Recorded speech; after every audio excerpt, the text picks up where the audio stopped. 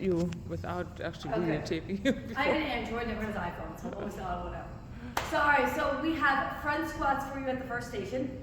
Front squats are important because they really do engage the core without you noticing it. It's just highly important that whatever weight you use, whether it's the barbell, the body bar, or kettlebell or dumbbell, that the elbows are up, okay? And if they're up with the barbell, this way, or if they're out and away with the kettlebell, that's what gets the core moving, okay? When it rests here, your core doesn't get engaged at all.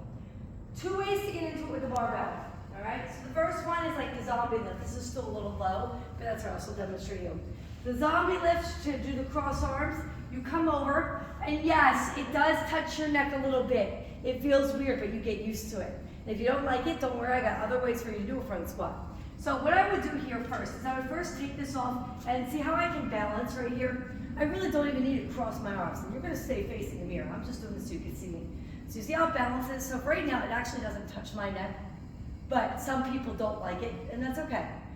2 fingers, here and here. The reason I say 2 fingers is because if you grab, it pulls it down.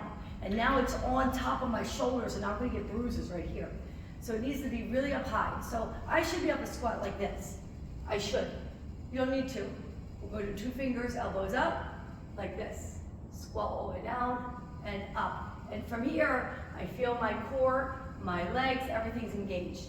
All right, so it would be 8 to 10 reps that way. Another way, which is probably the most unlikely way people will do it because of wrists, it's my favorite. It's the wrist flip, so I'll take 2 fingers here and I flip my wrists up. Now notice my elbows are parallel to the floor, right? They're not down, or else it starts sliding. So I like to do this one, where I keep my wrists up and I'm front squatting this way. Those are the 2 ways for the bar. If you don't like the bar, you can also do the same 2 on the body bar, or you can grab a plate, hold that out and away, right? You want those parallel elbows. You don't have to be all the way up with the bar because now you're engaging your shoulders too much, but at least enough that it's off. And then you can front squat this way. Usually if you do it this way, I like your elbows to try to get to your knees and then back up. So you have multiple variations of doing it. All right, your superset. These are my favorite for glutes. I feel it really big. I do have a modification if you don't like the way it moves. The bench does need to be high. Okay, so I sit on the floor. What we can't have though is I can't have you doing it like this. Like if you notice where the bench is, it's like the bottom of my neck almost. I need you, and I'm even short, so I almost have to start off the floor. My wing bones need to be on top. Okay? So I go like this. Now from here, I'm gonna take one leg. I'm gonna touch that butt to the floor, and then I'm gonna lift all the way up. All the way down, all the way up. If you need to, support your head like this, so that way it doesn't bother you. So I will do 15, I'll say like 10 to 15, because 15 does get really intense on one leg, and then you'll go 15 on the other leg. If you don't like that, and I know, but you know, Coach Marie, she can't stand doing them that way. You could do it on the Bosu, the same way I did it, or you could turn around and do your single leg bridge on the floor. You're just gonna need to add more reps if you're doing it on the floor. So if it's 10 to 15 here, 10 to 15 here, I would like to do like 20 to 25, okay, on the ball per leg. And then you go back and forth. So I would say about 4 sets.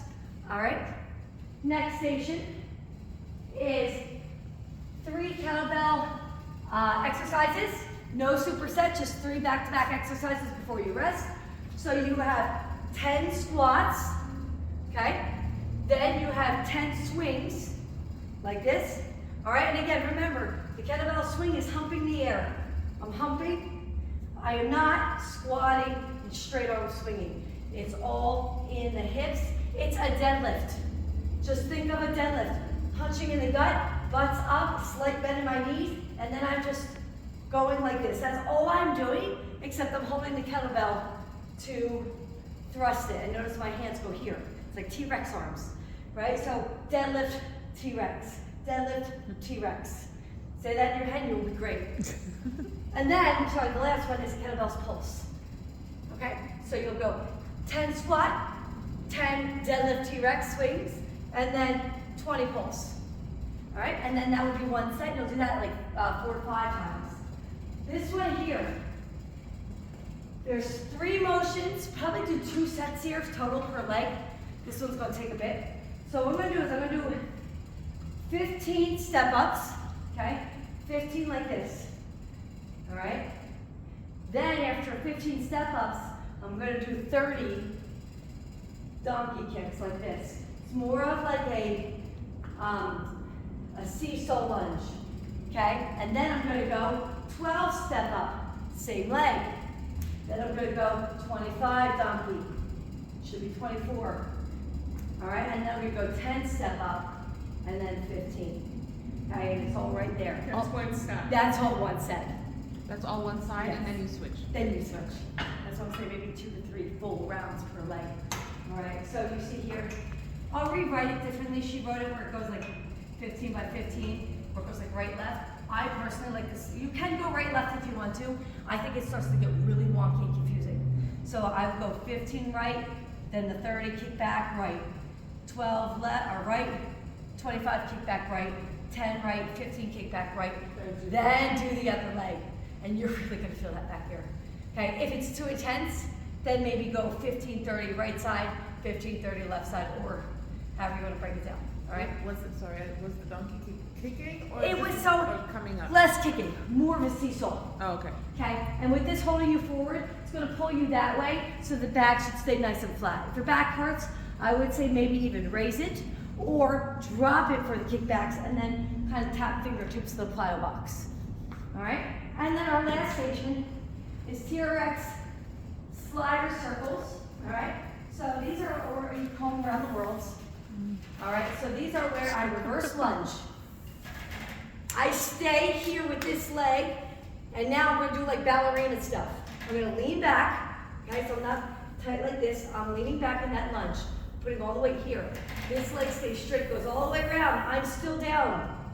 When I come through, I stand up. I keep moving back to that lunge. So if there's any pause, it's right here. So it should go through, up, back, around, up, back. A lot of times I see us going like this. We're going up way too early. Don't go up until that foot's in front of you. Then up and through, and don't stop in the middle. Stop right here for the impulse. Okay, so it says 15, I'm gonna change that. That's like 8 per leg. And same thing, 8 per leg here is gonna be your step overs. Squat, okay, up, curtsy.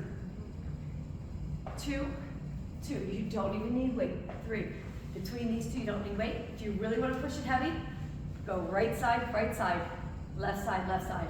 Don't have to, you could go right, left, and just superset. But you could really burn out one leg that way. Again, 3 to 4 sets. Okay? Thank you, break. So you guys can start anywhere you want.